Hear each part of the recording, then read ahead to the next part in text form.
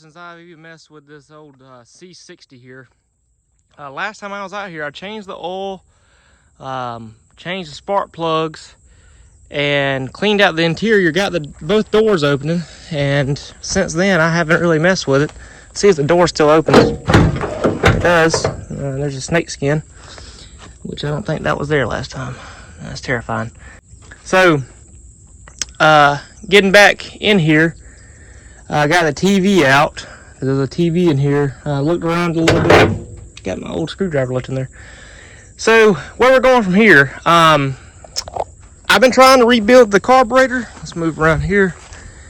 It's just sitting here rusted, and I haven't had no time to mess with it with all that's going on in my life right now. See, hopefully there's not a big wasp nest. There probably is. Alright, so moving in here, you can see I took the carburetor off, tried to get it rebuilt, and it's just not working. I lost a part to it, took it to a rebuilder. He's having a hard time getting it put back together. It's just a headache and a hassle. So we're going to change this over to a 4-barrel. I got a Holly already ready for it. Change the valve covers because the new intake doesn't have the old fill tube. And I tried to find one, but heck, they're like $400. And I got like 5 other Elderbrocks. So go ahead and change that. Change the valve cover so we can get oil in it. Change over to HEI ignition as well. Get rid of coil. And even though I just put brand new spark plug wires and spark plugs in it, we're going to have to change the wires over. But yeah, let's get started. I ain't got a whole lot of time, so we'll get started, pull off the valve covers, and we'll move on from there. Really not sure what's going on here. This is plugged in. Obviously, it's an oil pressure switch. This is plugged in. It's an odd place, but it's a water sender, a water temperature sensor. And then this thing back here had a plug in. I'm kind of having a hard time seeing really what's going on here. So you're seeing as kind of I am. And that plugged into something. Now this is looks like a vacuum line or some sort of mumbo jumbo. I'm about hot, sweating up a storm. Let's see. Is there a bolt to take this distributor out? Some wire here. Looks like there's a bolt down in there. And there's a brace. It's kind of an odd setup here. See if I can get this bolt out, and we'll go from there, get the distributor, and we can take a better look at things. Well, it's thundering and lightning, and it's 4 o'clock. But you can see there's pretty green cooling everywhere. I got all the bolts but one out. Let me pop this last one before I get electrocuted to death. Let's see. Yeah, it's kind of a pain to get everything out. I ain't worried about antifreeze running down in there because it's going to blow everywhere anyway. Alright, so that was the last bolt. Let's see if we can pop it off for the first time, probably since 1962. Oh, there's another loud lightning strike. Oh, another one. Okay, I think there it goes. Okay, let me hurry up and get out of here. Let's pop this off first, then.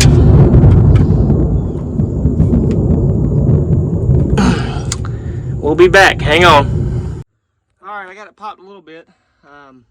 Not dead yet, thank God. So, when there's pretty green coolant runs everywhere. Here we go.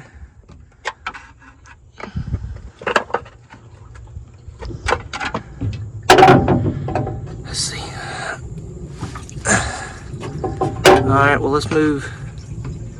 Let's take this off first. Use my pry bar as a flathead in a pinch. Well, hang on. I'll cut my finger. Typical. Yeah, let's see. This thing's heavy. With one hand. Just trying not to bend all these lines.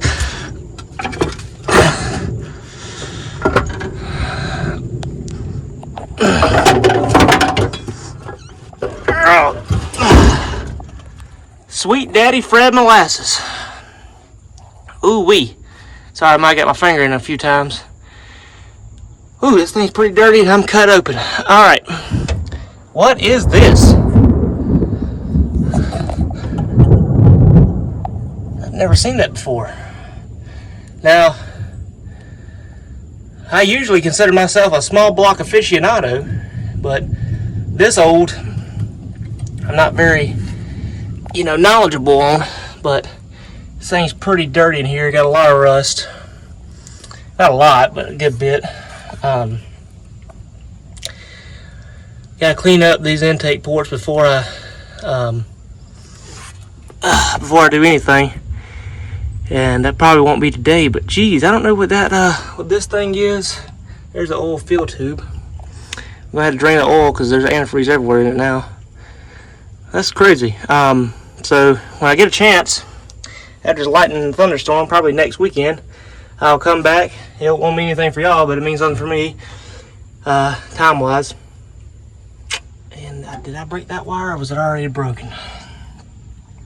I don't know. Anyway, I'll clean it up, put the new intake, manifold gaskets on, and clean it all up, drain the oil, all that jazz. I got new oil and oil filter for it, but that's it's kind of weird. Go ahead and order me some HEI ignition, HEI distributor, I meant. Sorry, I was looking at this gasket. This looks factory. Let's see this one back here. Yeah, they use a gasket. They use a little RTV and then put a little seal on it. Anyway, let's cut back to next week when I clean all this junk up, and we'll see you here in a minute. Alright, so working on this thing, got the intake pulled. I was going to try to move it, try to get a better position, and get it out of the field over here, quit getting it beat up by mosquitoes. Well, the slave cylinder wasn't working, so I wanted to go bleed it, and I wasn't getting no fluid out the line. So now, let me show you what it's doing. All right, hit the pedal again. Go. It ain't. If you can see, it ain't pumping nothing out. Keep going. All right, stop. So that's our whole problem. What we're gonna do now, we're gonna get another one of those. That might be the problem with the brakes as well. We had to see from there, but let's go ahead and take this thing off and see if we can get us another one on the way. All right, now hit the brake pedal, which is to the right of the one pedal you were just hitting a minute ago. It's the one in the middle. You hitting that one? Yeah. All right, as you can see, it's not pumping anything out. So that's a problem with the clutch, possibly the brakes too. Probably doesn't help with these brakes that all the lines are probably corroded, but it's a good place to start with this. If we change this, heck, we might have brakes again. Who knows? So let's go ahead and pull it off. All right, I got it off, snippety snap. Remember me and Casey tried to do it, and I guess we just didn't know what we was doing, but it took about 30 seconds. Oh, let me zoom out. So, as you can see here, the brake piston is completely seated, and the clutch one here,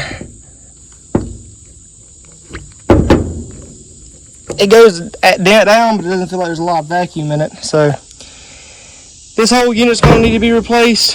I'll go ahead and see if we can pick up another one, and hopefully that solves a brake problem. Now we do have a line. Let's see if we zoom in again. It's getting kind of dark. We do have a line here, and then we have a rubber line down there that goes to a power brake booster, which, to be honest, are probably all shot, but we don't know that until we change this one. So let's go ahead and get us another one, and we'll cut back to when we got it.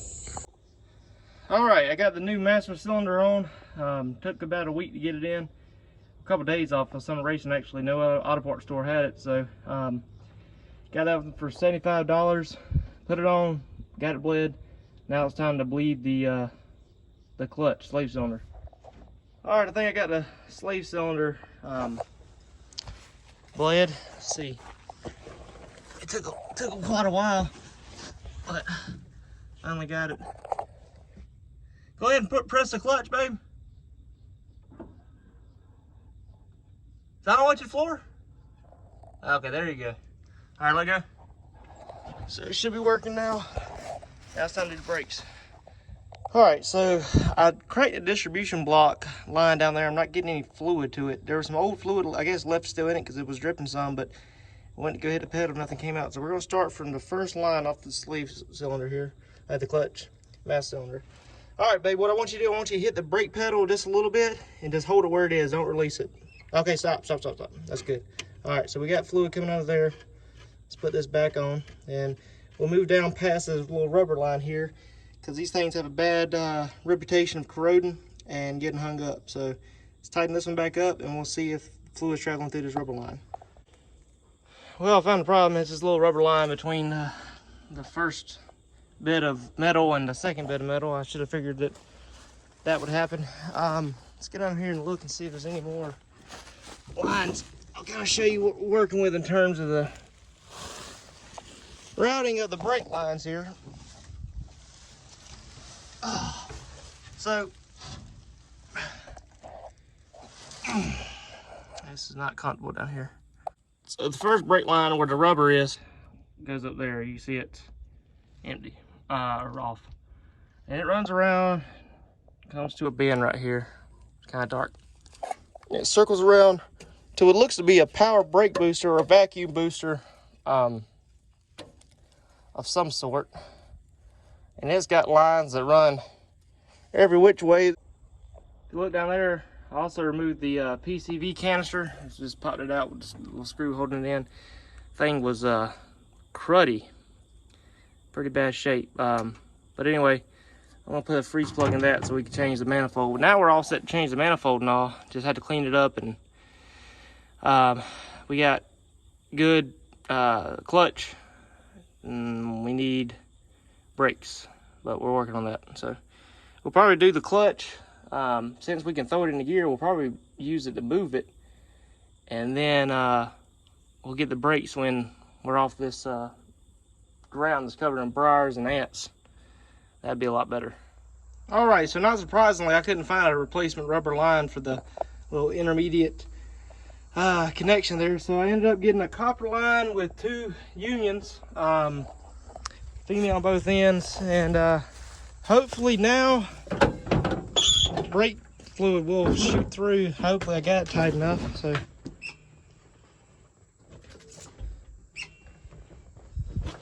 all right, so I do have the distribution block line off, so let's see if it's leaking out of here any.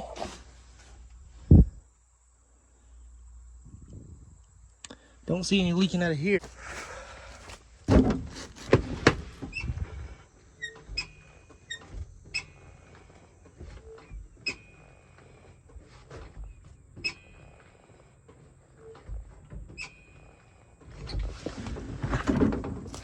See if it's leaking yet.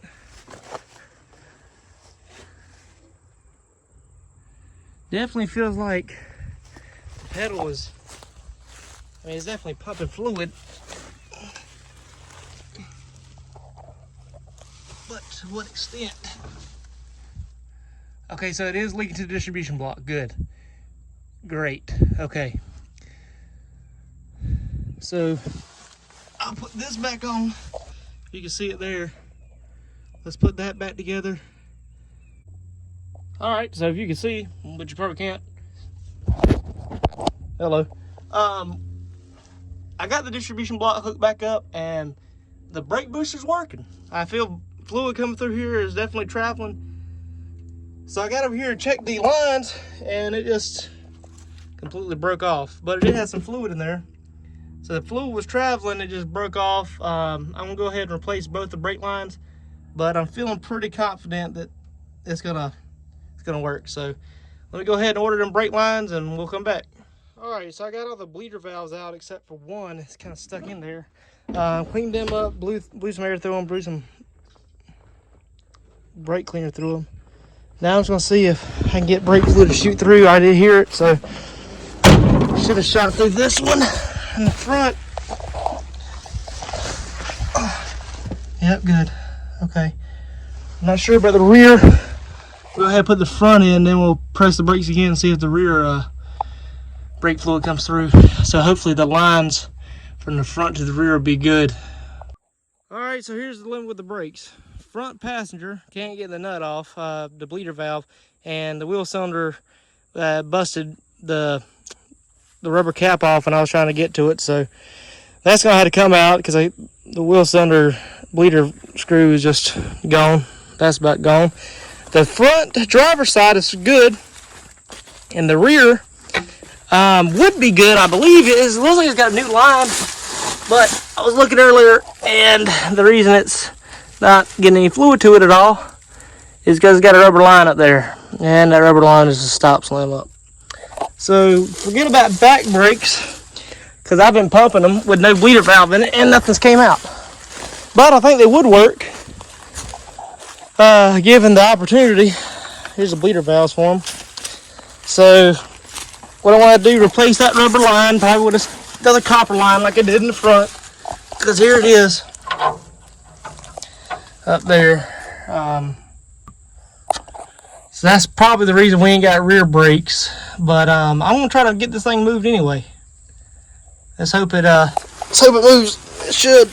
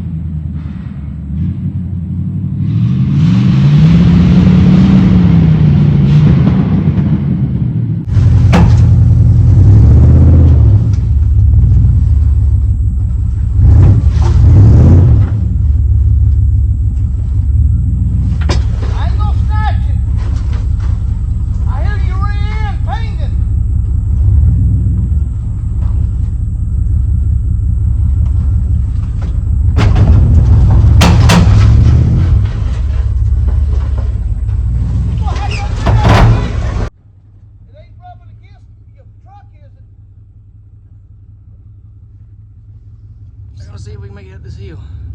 You got to use both hands now. It's a big hill to get up.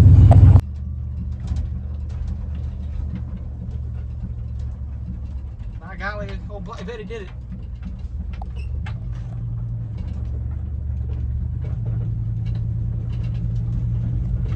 Alright, so we got the intake off. I'm draining the oil now. A bunch of antifreeze came out of it. Nothing, crazy. That's what I thought would happen. Let's go ahead and pop these valve covers. I got the bolts off. I haven't taken a look at this thing. It'll be the first time, as far as I know, probably ever, they came off. Those original valve covers. Okay. Get a little bit of crust on there. Let's take a look in here. Some build up. Not terrible, but not great either. Let's take a look at the other side. I don't see anything wrong. It's about to ran good. Other than the carburetor was just messed up. I never had no noise or nothing came out of it. I only had a little bit of time run on it, maybe a couple hours or something. But let's pop this off and we'll take a look at it when I'm done. All right, let's take a look at this one now. Let's see. Move this wire out of the way. Oh yeah, satisfying pop.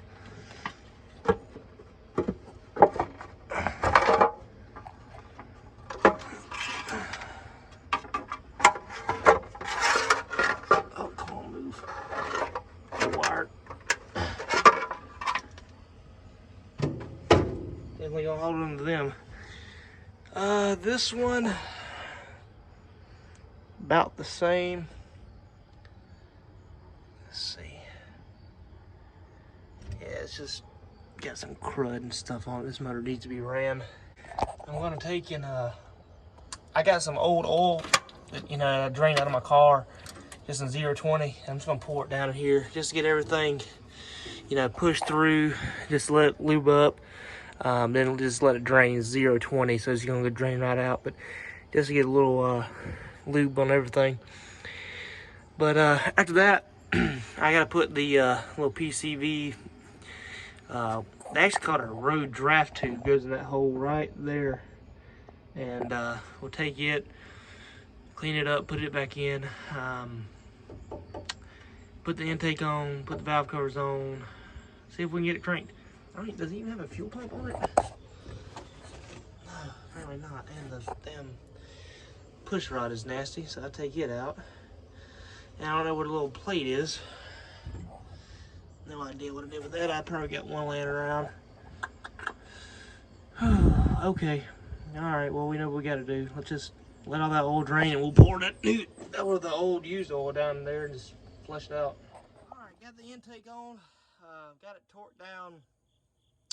I believe everything's right on it. It did have a little, I don't know if that the road draft tube was causing a little bit of spacing in between, but I just beat it down with a hammer. It should be fine though.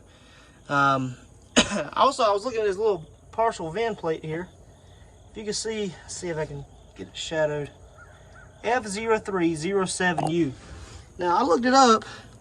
Now this is a 283 power pack engine. As you can see by the casting down there, the little point. When I looked it up, it said it's either a 265 or a 283.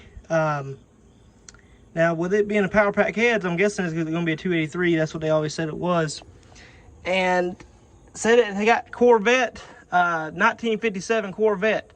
I can't get the casting number because it's stuck behind that road draft tube thing over there, and it's really dirty. But I'm gonna try to get another look at it, and gonna clean up the head, see if I can get a picture of them. But we're gonna try to find out what this thing is.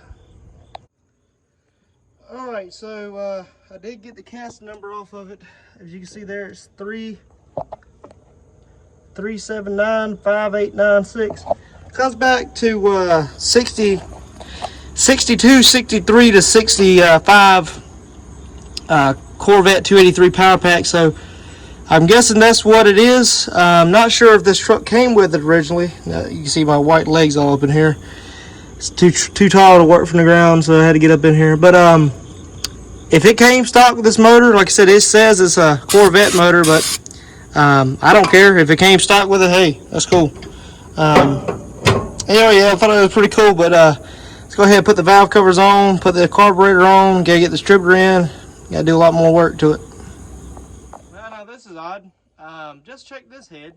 As you can see, it was kind of covered up by a lot of dirt, the casting. So I looked at the cast number. This is a head off a truck, a 283 327 truck. This is a head off a 283 power pack Corvette. So I gotta see if the chambers are the same size, if the valves are the same size. I mean, it run good before. I mean, hell, I don't know if it make a difference or not, but that's kind of weird. It's not good. It's not good at all. They have two different heads, but ran before good, so heck, I don't know. Well, I was under the truck, and after getting eat up by fire ants, you can see this line dripping with gas. Well, that's the behind the seat fuel tank. Now, oh Jesus, there's a lot of fire ants under here. After tracking it down, let's see, let's follow it. Walk around, it's all this stuff that came out the back of the truck. Jesus. You get down here, and there's fire ants all over my arm. That's great. Okay, there's a snake skin. So, it goes into, oh, Jesus Christ, these fire ants tearing me up. So it goes into this line here. Oh, I'll tell you exactly what that is. Oh, Jesus Christ. Jesus. Okay, I'll tell you exactly what that is. So this, ow. Dang it, they're eating me up. This here is a selector That's exactly what that is. It's a selector valve. And it went, if you, depending on which one you selected, it was run off vacuum, I think. Or it might have been, nope, no, it's mechanical. It's mechanical. And it just switched over from that tank. Let's see. Yep.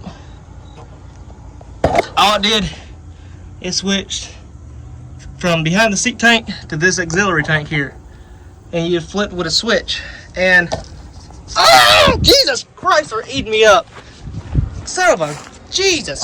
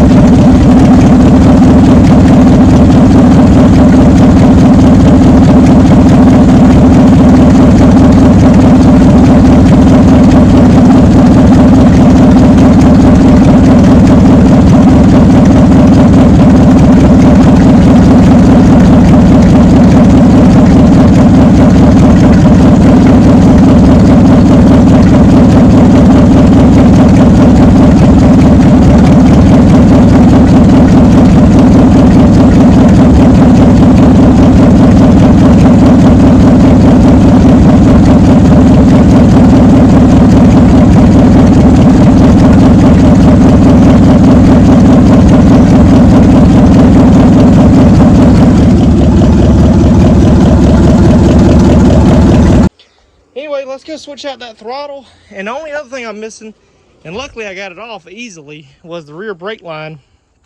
I do have one front brake that works about halfway and one that leaks. I couldn't get it to bleed because I couldn't get the bleeder valve off. It's stuck in there. And but anyway, right there, the rear brake lines look good. Just the rubber hose is stopped up, but I ordered another one. Hopefully it's right. And we'll get this thing moving. Also, we need to see if we get these hydraulic lines. It'd be good to get this bed to dump. But once I get it moving, I want to back it up over there in the woods and get all this crap off. And that's gonna be in another video. But as you can see, I took out the floor mats and trying to get it cleaned up. But anyway, let's get that throttle off. All right, we got the new brake line on. Seems like the back brakes are working. So we're gonna close this thing up and take it for its first drive in 26 long years.